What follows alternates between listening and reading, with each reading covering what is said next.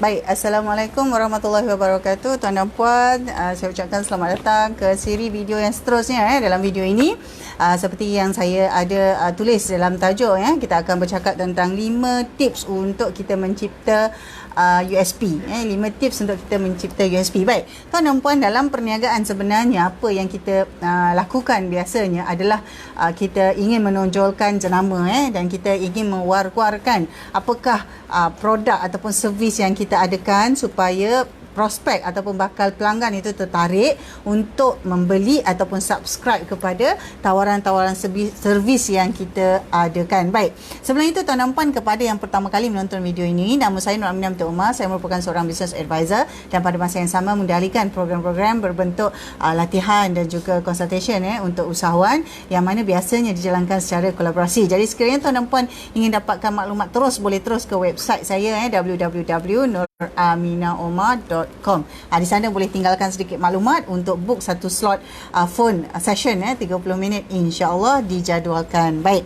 Jadi untuk itu tuan dan puan, pertama sekali apabila kita kata tentang kita ingin mencipta keunikan ataupun USP untuk bisnes kita, sebenarnya antara perkara yang kita mahu capai sebenarnya adalah untuk kita stand out. Maksudnya dalam banyak-banyak servis ataupun produk yang sama ataupun serupa di pasaran, kita ni stand out. Kita dilihat berbeza, kita dilihat istimewa, kita dilihat unik. Jadi itu yang kita kata antara sebab mengapa kita kena cipta kena cipta unique selling proposition ini ataupun lebih dikenali sebagai USP di kalangan kita. Baik. Jadi beberapa perkara juga antaranya adalah tentang untuk kita mengelakkan price war. Jadi apabila kita ada satu positioning yang betul ataupun kita ada keunikan yang sesuai dengan segmen pelanggan kita tu, pasaran kita itu, sebenarnya kita tidak perlu berlawan harga.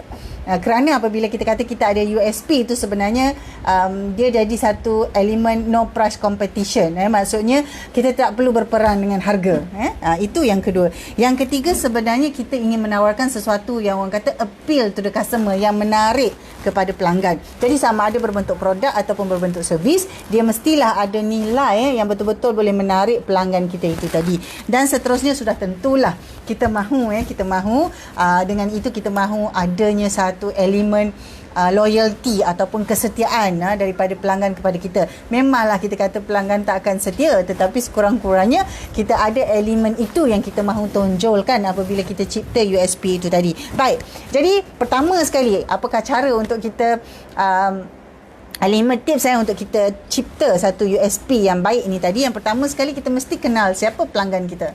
Jadi kadang-kadang kita jangan confuse dengan apa yang kita inginkan dan siapa pelanggan kita tadi. Contoh, kita nak sangat jual kek lapis. Contoh, kita nak sangat jual kek lapis. Kita suka, kita pandai buat kek lapis dan kita nak jual kek lapis. Tetapi pada masa yang sama, pelanggan kita nakkan kek red velvet. Contoh. Tetapi kita nak juga, kerana kita sangat passionate dan kita sangat suka dengan kek lapis, kita nak juga jual kek lapis. Dan jadi apabila pelanggan datang, kita push kepada produk kek lapis, sedangkan pelanggan sebenarnya dah bertanya, ada kek red velvet. Contoh. Jadi apabila keadaan begitu, bermakna kita tak mengenali customer kita. Kita sepatutnya kenal, kita mesti tahu, know your customer well. Kerana bisnes itu tuan dan puan adalah bisnes kita. Jadi kita adalah merupakan seorang yang kita sebut sebagai subject matter expert. Jadi apabila kita kata kita sebagai satu subject matter expert dalam bisnes kita, bukan hanya kita pandai ataupun bijak untuk menguruskan produk dan servis, tetapi sebenarnya kita adalah individu ataupun entiti yang paling kenal siapa sebenarnya pelanggan kita. Baik, itu yang pertama. Yang kedua, kita boleh ada apabila kita nak create satu USP, kita ada beberapa elemen yang kita sebut sebagai surprise. Elemen yang berbentuk surprise dan dia akan mewujudkan satu rasa excitement yang berterusan untuk pelanggan. Jadi inilah yang kita perlu lihat, sama ada bisnes kita itu bisnes berbentuk retail ke, bisnes berbentuk servis ke, ataupun apa-apa jenis kreatif businesses yang ada di luar sana, kita mesti ada mempunyai satu, orang kata, gerak kerja atau rancangan yang extra mile situ tadi untuk memasukkan elemen-elemen surprise dalam servis-servis kita itu tadi. Jadi kita kena fikirlah sama ada dalam produk atau servis kita, apakah elemen-elemen surprise yang boleh menjadikan pelanggan lebih gembira, seronok dan excited untuk ambil kita punya servis atau membeli kita punya produk itu tadi. Itu yang kedua. Yang ketiga, orang ini tuan dan puan, manusia ini hakikatnya mereka tertarik dengan manusia yang lain. Jadi dalam servis ataupun produk kita itu mesti ada juga kita letakkan satu elemen personalization ataupun personal. Apakah elemen-elemen tertentu yang kita boleh buat? Jadi apakah dia berbentuk setiap produk atau servis itu ada personalitinya sendiri yang kita highlightkan kepada pelanggan. Katalah contohnya, kalau kita kata kek yang kita tawarkan, ada kriteria tertentu ataupun personality tertentu yang kita create, yang kita wujudkan, dan dia menjadi satu elemen yang boleh connect dengan kita punya pelanggan tu. Contoh, mungkin kali ini saya beri contoh. Ada satu rakan usahawan kita yang sebenarnya mendapat banyak tempahan yang berbentuk kek dan dessert daripada pesakit-pesakit diabetes, staf-staf hospital dan juga nurse. Kerana dia punya kek itu dia ada satu elemen yang berbentuk personal, di mana rupanya sama macam kek yang lain di luar tu, tetapi ingredientnya dikurangkan. Ingredient manis dikurangkan. Jadi apabila perkara-perkara ini dimasukkan, jadi kek itu pembekal kek itu sebenarnya dia ada satu USP yang menarik, di mana dia tawarkan kepada segmen pelanggan dia tu tadi, iaitu doktor-doktor, jururawat dan juga pesakit di hospital yang nak makan dessert tapi nak mengekalkan kesihatan. Maksudnya kadar gula yang lebih rendah, kurang manis, tapi rupa paras kek ataupun dessert tu sama macam yang biasa. Cuma rasanya saja berbeza, yang sesuai dengan keperluan mereka sebagai pesakit ataupun sebagai doktor dan jururawat yang conscious, health conscious tu tadi.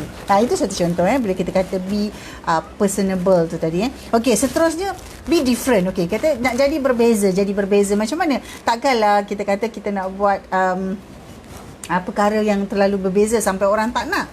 Jadi apakah yang kita kata berbeza? Jadi jangan, don't be trapped being different for what you want compared to being different for which is suit or attracted to the customers. Jadi kena tengok juga kita ni kata kita nak berbeza tu kerana kita berbeza, kita create sesuatu sehingga tak ada pelanggan yang nak ambil produk atau servis kita, ataupun kita jadikan berbeza itu sehingga pelanggan dan prospek akan memilih kita. Jadi berbeza yang macam mana?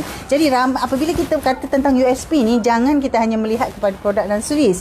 Kemungkinan dia melibatkan proses-proses yang ada di dalamnya. Jadi kita lihat juga. Sebagai contoh katalah zaman sekarang ni banyak produk-produk atau orang kata apabila kita membeli secara online, ada yang dihantar terus kepada kita ataupun ada diletakkan di pusat pengumpulan. Maksudnya kita pergi pungut ataupun kita ambil tempahan kita itu di satu tempat. Jadi katalah be different. Apakah yang different? Mungkin ada elemen-elemen seperti tracking produk tu kat mana, ataupun ada elemen-elemen kita dapat message yang parcel kita tu bergerak sampai mana. Jadi elemen-elemen ini sebenarnya bukan hanya dalam produk dan servis, tetapi dalam proses-proses yang kita adakan dalam untuk memastikan servis atau produk kita tu sampai kepada pelanggan. Itu juga kita boleh jadikan salah satu ciri USP.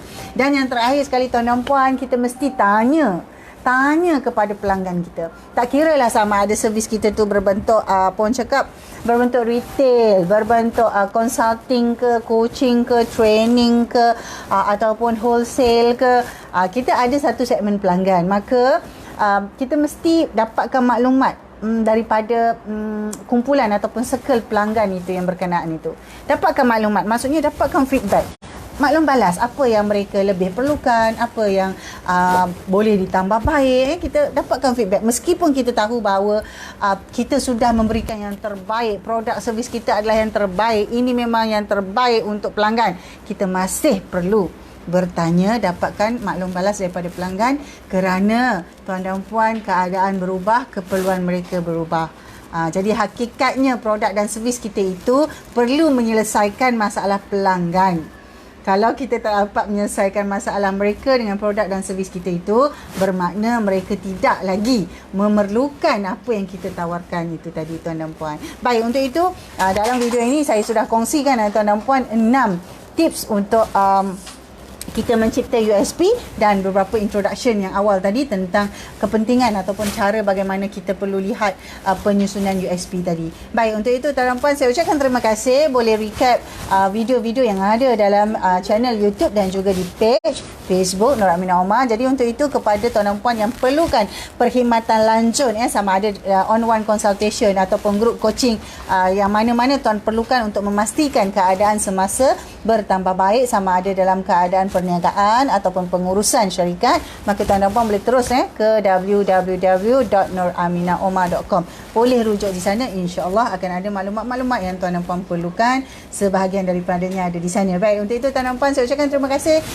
Tinggalkan thumbs up dan juga boleh terus like dan subscribe. Insya-Allah banyak lagi video-video yang akan datang yang akan dikongsikan dari masa ke semasa.